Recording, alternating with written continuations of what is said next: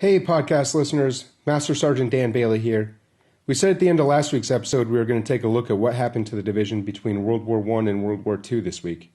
But we had an opportunity to speak with a couple of knowledgeable folks that shared some very good information about the redeployment of the 82nd, back to the States, and the situation they returned to at home. We'll have the post-World War I episode next week. To help set the scene for this week's episode, I'm going to quickly share a summary of a memorandum from the 82nd Division Chief of Staff, impressing upon the soldiers they must now prepare to return to civilian life, and that preparation was as important and difficult as their initial military training. Memorandum to Headquarters, 82nd Division, 17 March 1919. Within a short time, all but a few members of the division will return to civil life, and they should be as well fitted to take up civil pursuits as the present conditions permit. The conditions in the United States will be found very different from those which prevailed at the time the division left, and the great economic readjustment caused by the termination of the war is now in process of changing the conditions and customs with which most of us are familiar. Every help will be given to the members of this division to ensure their fitting into the peacetime system at home, but it must be impressed on all that the future of the individual in civil life will depend primarily on his own qualities, character, and initiative, and that any assistance that can be rendered is supplementary. Members of the command should realize that, because of the part they took in the operations during this war, they have the opportunity and the obligation to become leaders in the life of the nation at home, and they will be expected to assume that position. This is an opportunity and an obligation of the greatest importance, for the future of the United States now lies in our hands. Team play, rather than individual or factional struggles, will lead to the true solution of the difficulties ahead. Signed, Lieutenant Colonel George E. Roosevelt, 82nd Division, Chief of Staff. This is the 82nd Airborne Division, fearless among fighting units. From Fort Bragg, home of the airborne and the center of the military universe, this is the All-American Legacy Podcast. Go! An inside look at the 100-year history of the 82nd. They are all American, all the way.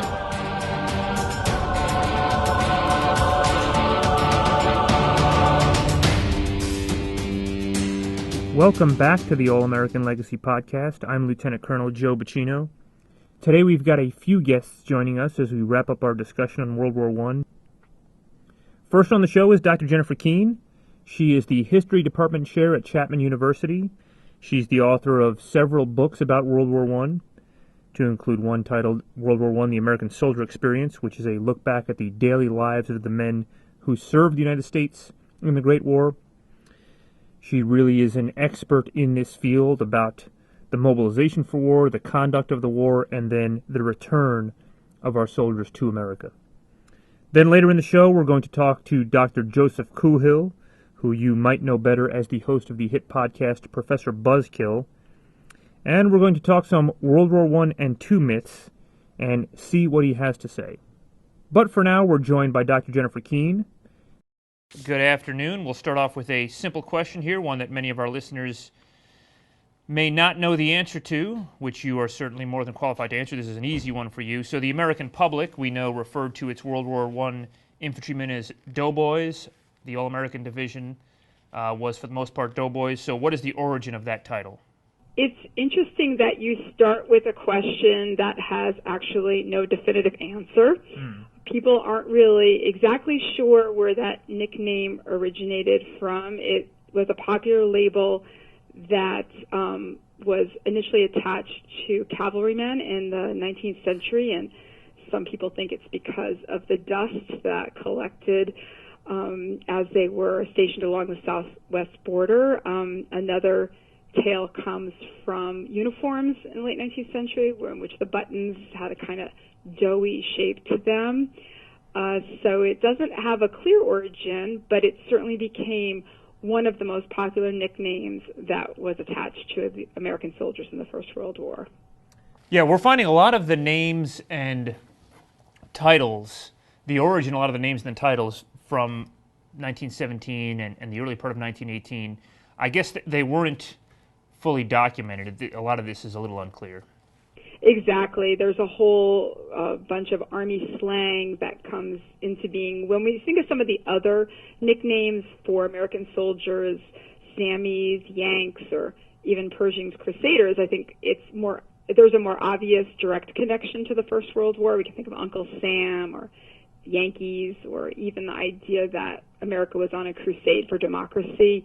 All those things have a much clearer link to the actual First World War. Doughboys, a bit of a mystery, but it became a very popular term nonetheless. Right. So part of the story of the 82nd Division in 1917 that we talk a lot about is the transition of civilians from all over the country to soldiers and then into a fighting force that was cohesive and able to conduct movement and maneuver in the Argonne Forest. And that's something you've written about extensively, not about the division, but about the War Department, about this broader problem across the Army. And so the Army, the War Department, and in our case the 82nd, turned civilians into soldiers, and then leaders had to prepare them to train this war machine that was already years ahead of us. And our first commander, Major General Edwin Swift, was in a tough spot in this regard. So how did that experience shape the war, but also the post-war experience, this kind of newness of this experience and the notion of putting all of this together very quickly? It was definitely true that in the First World War, the Army had a challenge it had never had before, which was that it had to take millions of men and transform them in a matter of a few months, as you say, to fight against very sophisticated, well-trained armies that had been in existence often before the First World War. Most European societies had a tradition of peacetime military conscription, so men had spent maybe 2 or 3 years already in military service before they before their nations even entered the First World War. We didn't have anything like that. So it was a huge challenge for the American military, and when we often talk about the mistakes that were made during the First World War, we often neglect to really praise them for meeting this challenge as well as they did. And one of the things that the military realized, and Pershing realized right from the very beginning, was the need for standardization. So rather than allowing commanders or states to kind of come up with their own training programs, as had been the practice in previous wars, they come up with a fairly rigid, standardized training program. So that's one of the first important steps in creating a mass army. And they also enlist a lot of specialists. They turn to the civilian community and they bring in occupational specialists, they bring in psychologists to try to help them sort through all these men that are coming in. How can they actually identify quickly who should go to officer training camp, who should be a stevedore, who should be an infantryman, who's got the know-how to actually be in field artillery. And so they utilize these specialists to a certain extent. They also turn to the Allies. We have French and British instructors that come over and are helping get the American Army up to speed. So all of these are ways that they tackle this problem of very quickly turning civilians into soldiers. They didn't do it perfectly. A lot of mistakes were made. One of the reasons many historians believe there were such high casualties in the American Army was because of some soldiers not receiving the training that they needed. But one of the things that really percolated in post-war society was the idea that this lack of preparedness was not something America could afford for its national defense. And so you did have the idea of starting to require military training of American civilians. This doesn't happen, but it opens up the notion that we can't be caught left-footed again. And so as we move into the Second World War, we will actually have a peacetime draft. We start drafting men before we officially declare war. The idea we have to be better prepared if we're going to fight in this kind of conflict. Right. You mentioned General Pershing, Dr. Keene. You mentioned General Pershing. We should just explain for those who are unfamiliar. General Pershing was the commander of all American forces, the American Expeditionary Forces in the Great War. So So the division, in this regard, as we're putting this thing together, the division was comprised of soldiers from all 48 states. That is now a very well-known fact, at least here, among people who follow this division. We also had soldiers of foreign birth. About 20% of the division were immigrants. And when you read the accounts from the leaders in the Saint-Mihiel offensive, it was hard for the division to communicate with one another in some cases because of the broad diversity of accents. Obviously, American accents, Southern, Northern, Western, and then foreign accents. So across the Army, across the American forces, how did this diversity impact the fight against this enemy that was much more homogeneous? This is another respect in which the 82nd Division is really representative of the entire American force. 20% of the division being foreign-born. This was actually exactly the same percentage of foreign-born in the entire Army. So immigrant soldiers, this was not a small issue for the Army. This was major. And as you suggested, this introduced a whole new set of issues for the military. They had to think about language. They had to think about food. They had to think about religion. They had to think about just basic communication and camaraderie among men who came from incredibly different backgrounds. And so in the training regime, besides just training people, physically to fight, there had to be a kind of political education and just remedial education that people were receiving. So you see English classes, classes in reading, you see classes in patriotism, understanding American political history. If you want people to actually fight for the same country, do they even know the values of the country that they're fighting for? And what was interesting, I think, in all of this is that immigrants are not resistant. They're very pleased to be given these opportunities. These were people who had come to the United States. They'd chosen to make the United States their home, and many of them were very happy to fight for America. They had been, in some sense, isolated in ethnic enclaves and almost shut out from mainstream society up until this point. And now the Army was opening the door to them and saying, we want you to be assimilated. We want to help you with that process. So most immigrant soldiers were very willing to participate in these programs and were as patriotic as native-born troops. And so in this sense, having immigrant soldiers in the military did not diminish the fighting capacity of the American Army. Our big moments in the war were Saint-Mihiel and then Meuse-Argonne. Meuse-Argonne was kind of our signature moment. How does the Meuse-Argonne offensive compare with the deadliest battles in U.S. history?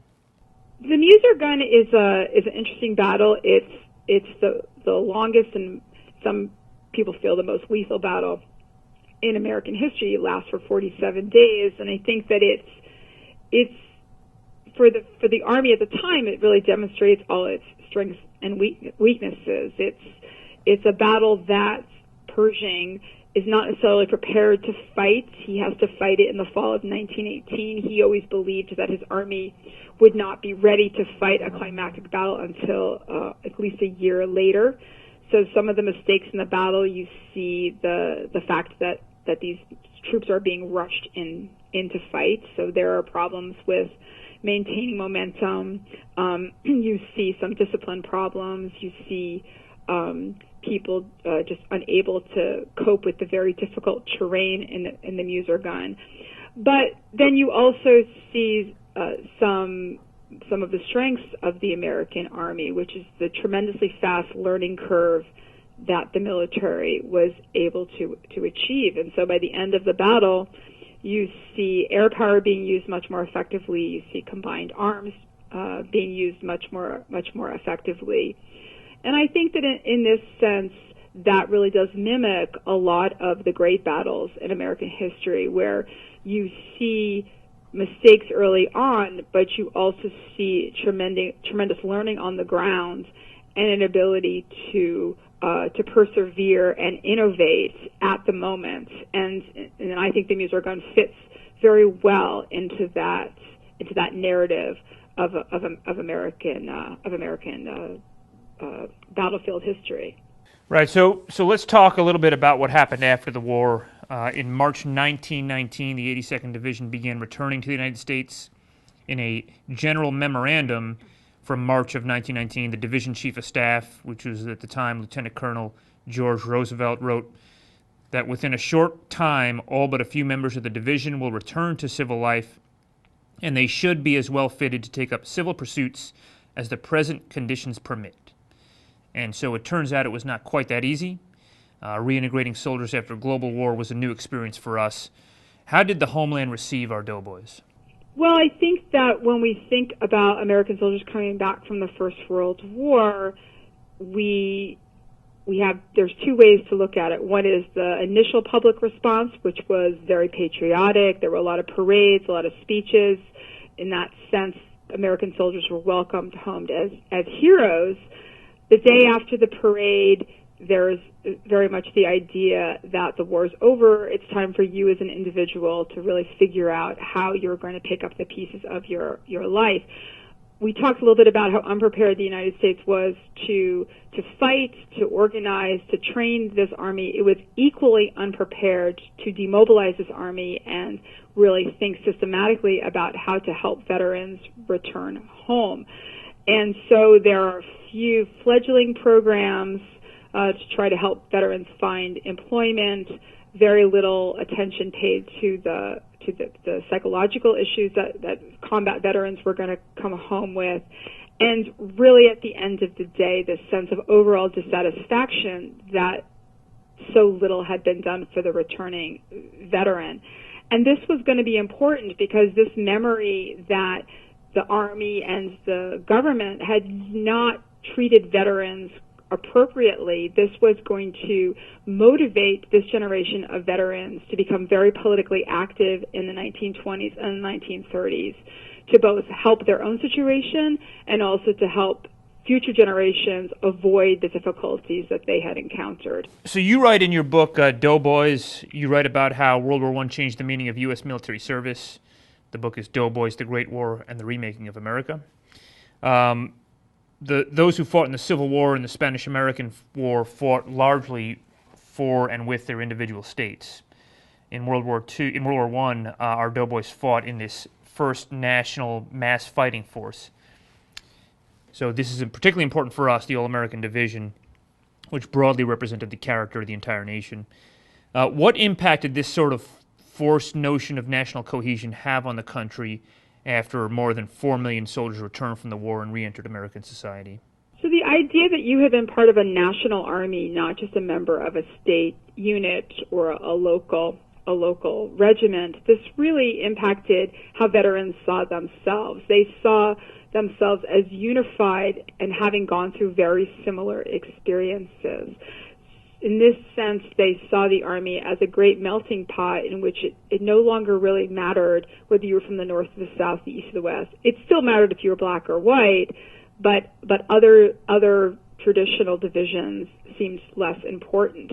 And this attitude helped a brand new veterans organization, the American Legion, really become the spokesman for returning veterans. And the American Legion, we see, now takes stands on big national issues. It doesn't just think about local issues. And this was something veterans hadn't really done before. They hadn't been players in sort of big national debates that had to do with immigration, defense issues, the Red Scare and concerns about communism, and then, of course, veterans' benefits and how we were treating our veterans when they came home. And so the sense that these soldiers had developed more of a national identity as Americans while fighting the war also informed veteran politics after the war. And because the American Legion becomes a very powerful lobbying group in post-war American society, it mattered that veterans had this new perspective. So the soldiers came back to a confusing place in America immediately after World War I. Racial violence on the rise, and the country was in a significant recession. The Red Scare brought on fear of immigrants. So we think about, I think sometimes we think about the country is divided today. There seems to be these kind of threads, these kind of trends throughout our history. So how did the return of these veterans shape American society in the aftermath of the war? Well, it's interesting. We certainly have political divisions today, and we have arguments, but what you're referring to in 1919 is actual violence. I mean, we had really, it's not an exaggeration to say, blood running in the streets with strikes, with race riots, with concerns about Bolshevism, and this was a really, really violent time. The question about how veterans fit into this is a great one, because it's important to appreciate that veterans did not instigate this violence. They, in a sense, returned home to a society that was already fighting. And the group that's probably the most directly connected to this violent time in terms of maybe engaging in it and also suffering from it are African American soldiers, because African American soldiers are targeted in many Southern communities with violence. And we see a new ethos in the civil rights movement coming into being, which is an ethos of fighting back. And so we see African American soldiers also joining civil rights organizations in large numbers and taking leadership roles and really making a decision to fight for racial justice in the United States. But for many white veterans, what we really see is that they move away from the idea of trying to solve social problems violently. And so I was just speaking about the American Legion. The American Legion is very careful to discipline posts where it might appear that local groups might be looking to them sort of as auxiliaries to the police force. They don't want to get directly involved in these kind of law and order issues. So they pull back and really offer a different way of resolving some of the disputes, and that's mostly by lobbying Washington, looking for veterans benefits. They're big in a movement called the Adjusted Compensation Movement, where they want veterans to have a bit more money to help them ease their life after the war. And so, if anything, I see these returning veterans as being part of peaceful solutions to resolving these divisions, not as men who've been trained to fight, who are now ready to take up arms to defend their points of view within American society. There's, you hear this a lot, not a lot, but you do hear it sometimes, that we've never been this divided, and certainly ideologically people have corners right now, and there are peaceful protests, but the notion that we've never been this divided is ignorant completely of history. You have to look at 1919 before you say something like that. Right. There's no doubt that Right. in 1919, like I said, you literally have people fighting in the streets. Right. That we really have very vocal disagreements, but people are, as you pointed out, are demonstrating peacefully. There's civil disagreement. We're using the proper channels through the courts and through our elected representatives to articulate our differences, and I think that demonstrates the strength of American political institutions. Even the fact that in 1919, even with that violence, it does not result in any sort of dramatic weakening of American democratic institutions. And I should point out, there's always a fear when you take a bunch of men out of civilian life, you teach them how to use firearms, and they fight. Who are these people coming back? Are they going to come back as killers? Are they ready to actually, be part of paramilitary groups to seek violent solutions to disagreements? And if we look at Europe, we see that that's certainly a distinct possibility. In the interwar period, that's exactly what happens in Germany. But it's not what happens in the United States. And so that's a really important thing for us to remember, that these men, for the most part, do successfully reintegrate into civilian society. They do believe that they fought to maintain a democratic way of life, and while our democracy was certainly not perfect, people remained invested in that concept of America. And that's what they had been told and taught when they became citizen soldiers, and they did not lose that faith, even despite the difficulties that they had on the battlefields or even coming home. Yeah. I told my daughter that, our institutions have worked through this before on a much larger scale, on a much more ferocious scale, the reintegration of soldiers from combat, the political upheaval, political uncertainty, And we're so grounded in our institutions that these foundational ideas and these instruments will always save us. And I think that it's important that we have a military, and this military really came into being in the First World War, that sees its role as defending those institutions, and it never sets itself up in opposition to those institutions. Where in other societies you have the military actually doing that it becomes an alternative source of power and authority as opposed to an institution that's in service of democracy. And I think that when you talk about creating a national army in the First World War and having immigrants and people from all walks of life coming in, this was a shared vision that the military took pains to actually ensure that everybody heard. There's a lot of propaganda within the military, or I say education within the military, to make sure that people understood this was their role as a soldier in uniform. And I think that people, it became, in a sense, a school for the nation. I mean, it's and at a time when a lot of people didn't go to school for very long. So this became an important patriotic education for people to have. And that's an important role for our military to continue to play, even in present day society. Our commander here for the division, whenever he does a reenlistment or a promotion ceremony, he reminds everyone that, we take an oath to an idea, and that idea has to be protected by arms, and that's our role. That's our role in society. So see, that's excellent, and that's a message that you can't say enough times. Yeah. And so when you talk about it being a national institution, that's a distinct difference to view that this is an important message for soldiers to hear, because everybody is first a citizen and then a soldier, and that's the right way to think about it. When you say, somebody was asking me the other day, what's the difference between a citizen soldier and just a soldier? And I think especially in America, it's important to always look at our soldiers as citizen soldiers, citizens first, and then you're a soldier. All right. Okay, Dr. Keene, I really do appreciate it.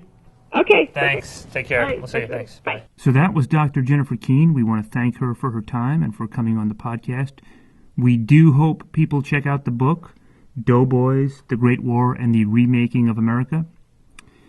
And now we transition to Dr. Joseph Coohill, another historian. You probably know him. You may know him as Professor Buzzkill. Dr. Coohill has a doctorate in modern history from Oxford, as well as an MA from the University of Melbourne. He's published several books and many articles, and he's taught history at universities in Britain and the United States. Dr. Coohill is an entertaining historian. He tells American history in a very compelling way, and we hope you find that to be the case here with this interview. I hope you enjoy our discussion.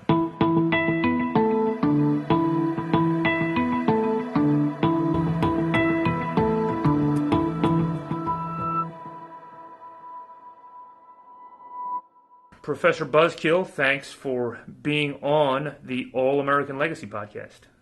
Well, thanks for having me. It's great to talk to you. Part of what you talk about very publicly is the challenges of determining historic truth. For a lot of our history, that's not a particularly big challenge. People recorded things, and people are still here to provide their accounts from the Cold War deployments and Gulf War, Iraq, and Afghanistan. But those things are not really the case with World War I. Yeah, it's much more difficult. The further back you go, it's more difficult, and of course, it's reliant on just print records, really, in World War I. Although, all the military history experts that I talk to are very impressed with official histories in general, because official military history in general, because they go into such detail, and they've got that added purpose that I think people forget of being a real teachable document. The military wants to understand what happened so that it can improve its tactics and its strategy for the next time something like that happens. And so they really are careful. Obviously, mistakes creep in, and there are political agendas and personal agendas, but overall, I think they're very good, especially as more time passes and people get better and better at them. I think the most crucial element in this is whoever gets the story in first. And often that's newspaper reporters or journalists of some kind. But when it comes to writing official histories or when there are interviews with people involved, usually the first version of the story gets accepted by everyone. Even if the first version of the story isn't accurate or is skewed in some way. After all, some people only see part of a battlefield. Some people see only part of a whole offensive operation or whatever it is. And so the broad picture doesn't appear too much later, but then it's almost too late. And very often the first version of the story is the most dramatic and the most interesting and the most compelling, so it just gets taken up because these are, after all, good stories, or we wouldn't be bothering trying to understand and try to tell them if they weren't good stories. Right. And how do historic myths, how do they manifest? How do they come into the collective consciousness?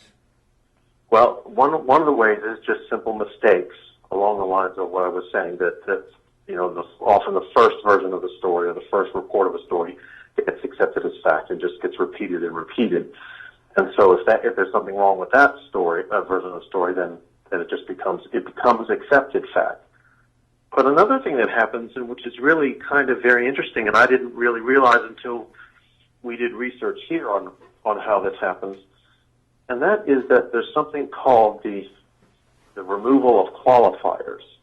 And so if I say to you that the 82nd was one of the most important divisions in a particular action, and then someone else hears and they say, "Oh, Professor Buzzkill said the 82nd was the most important division in a certain action." In other words, they drop words like very or a one of or brief or anything that has a modifier to the action verb gets dropped the further the story is passed on. It's like that game of telephone that you used to play as a kid, or it's like how urban legends start. So we say that Patton was one of many great generals. Well, by the time that gets to the third hand or fourth hand, it becomes Patton is the great general. If you know what I'm saying, people are dropping the first thing that people drop when they repeat stories is important qualifiers. Right.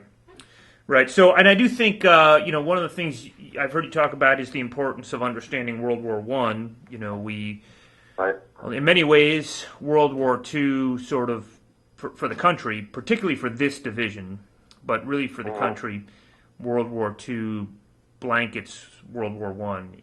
Certainly, I think we can understand that, but World War I is so important to our understanding of the world right now. We're understanding the foundations of World War I and our participation and how our participation really tipped the scales. The notion of modern empire, the notion of modern colonialism, all of these things can be understood better through an understanding of World War I. Oh, absolutely. And not only is all that true, but what's also true but has been erased is the idea that World War I wasn't such a big deal, especially for the Americans, because the Americans are only in it for a year, et cetera, et cetera, et cetera.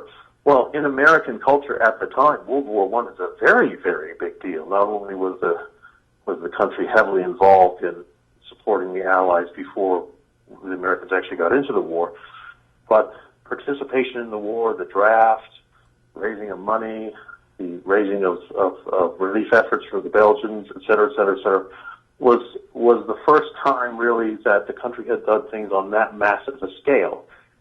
And a lot of the patriotic imagery, for instance, that we're used to seeing now, Uncle Sam and the increased use of the flag as the main iconic image of American patriotism, those all come from World War I. In fact, you could argue that even things like the GI Bill, which of course was implemented after World War II, was really in a reaction to the bonus marchers after World War I marching and protesting that they weren't getting their bonus. They wanted to get it early and during the Depression, et cetera, et cetera, et cetera. So World War I had a huge impact not only on Europe and imperialism in the world, but on American political consciousness. It was the biggest thing until World War II came along. Right, and when you think about our modern wars and our participation therein, you're talking about a very small, really minuscule fragment of the country, less than 1%, quite frankly. That's right. And this was a little more than 10% of the country participated directly in World War I, but the entire country virtually participated in a larger way. Yeah, that's right. Even the sort of campaign to knit socks for soldiers in the trenches and soldiers on the front was a huge deal for American women at home. It was so much of a big deal that you would often see images of women knitting socks while they were listening to their kids' elementary school band play something. That women were always knitting to keep the boys at the front, in clean socks and try to stop trench foot and all that sort of stuff. So it really is a big national effort that tends to get forgotten nowadays. It was a big national effort, and virtually every major population center was impacted in some way. Virtually every industry was impacted in some way, and we don't really have any current day parallel for that. No, and I think one of the things that gets forgotten is how much World War I especially accelerates the use and the efficiency of technology at the time. So it becomes very, very important that telegraphs, for instance, telegraphic technology is improved and speeded up. Radio gets much more important than ever before.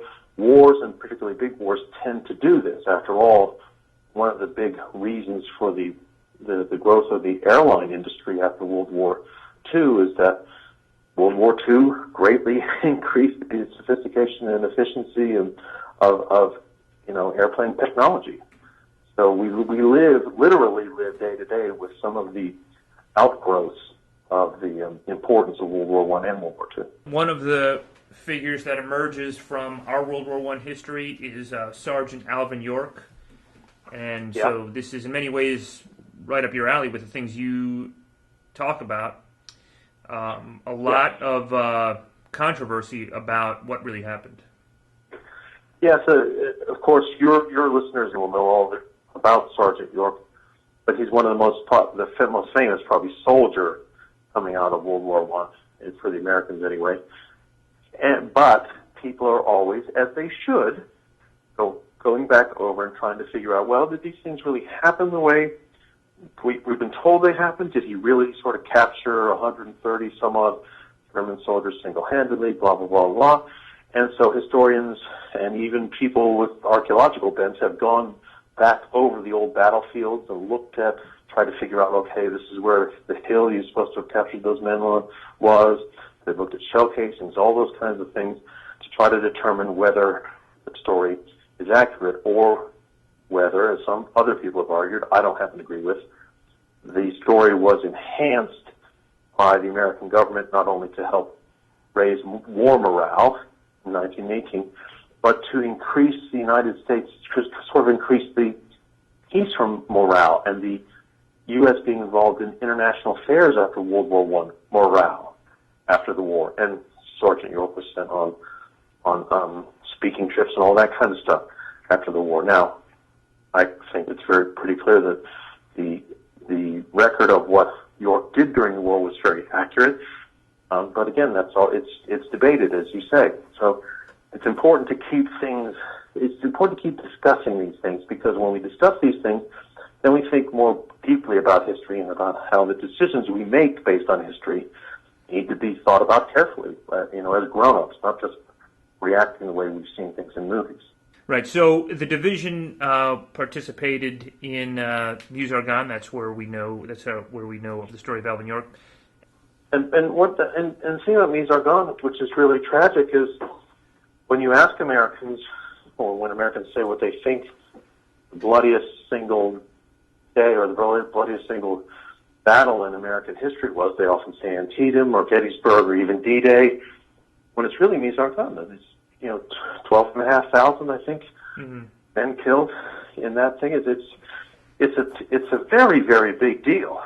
And every time I've thought about it and looked into it, I'm very, very impressed at how seriously not only military historians take it, but the people who were involved in the official War Graves Commission and things like that take it really up until this day. You can go on YouTube and see the various commemorations on specific anniversaries, et cetera, et cetera, et cetera. There aren't many spectators there, but the Army's all there.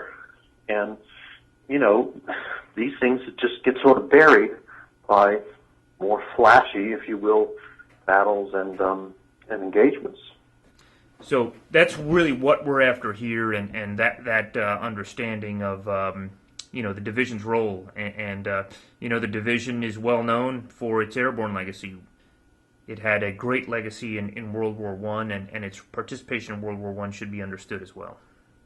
Yeah, and it is, of course, as we know, perhaps the most famous, specifically because of Mise en Garde. But again, those things, as you say, and as we say on our show, they tend to get steamrolled by subsequent history and flashier history. Airborne sounds more exciting, and certainly I'm sure parachuting out of an airplane is more exciting than being an infantryman. But in terms of what actually gets accomplished, it's amazing what was done in World War I. It was especially by your division, it was a very, very big deal. Right. So I think what's so great about your podcast is that, the more we know and the more we hear as a culture about what happened, we'll understand that history is not only more complicated, but that it's more compelling than we thought before. That World War I isn't a boring war where people just sit in trenches. It's very dynamic and very exciting and very bloody and very awful in many ways. And it's, it really needs to be studied at least as extensively as World War II. And it is a great legacy, it's a great history, and it's, important for the country. Right, and I really hope that you'll get the listeners and the attention that you deserve. Okay, Professor, we thank you greatly for your time, and look forward to talking to you again. Well, thank you very much, and your listeners can go subscribe to our show, ProfessorBuzzkill.com. As they know, and as I'm sure you've said, subscription to podcasts is always free and it's fun. And I hope that you enjoyed it. And I can't wish you more success for your podcast. I hope you do wonderfully, and that it gets the message out. Thank you. And Professor Buzzkill is a fun, cool way to either learn or, I guess, in many ways, relearn history. I certainly hope so. So that was our discussion with Dr. Joseph Coohill, otherwise known as Professor Buzzkill. He is an interesting guy, has a great, unique perspective. We recommend you check out his website, ProfessorBuzzkill.com, and subscribe to the Professor Buzzkill podcast. Thanks for listening to our podcast, the All-American Legacy Podcast. Next week on the All-American Legacy Podcast, we're going to wrap up our discussion on World War I and talk about what exactly happened to the division between 1919, the end of World War I, and its reconstitution for World War II. Here's a preview. At the time, there was no real role for a peacetime army in the way that we think of ourselves as the Army right now. World War I came to an end, and the country didn't really understand having a fully functioning standing army with no war.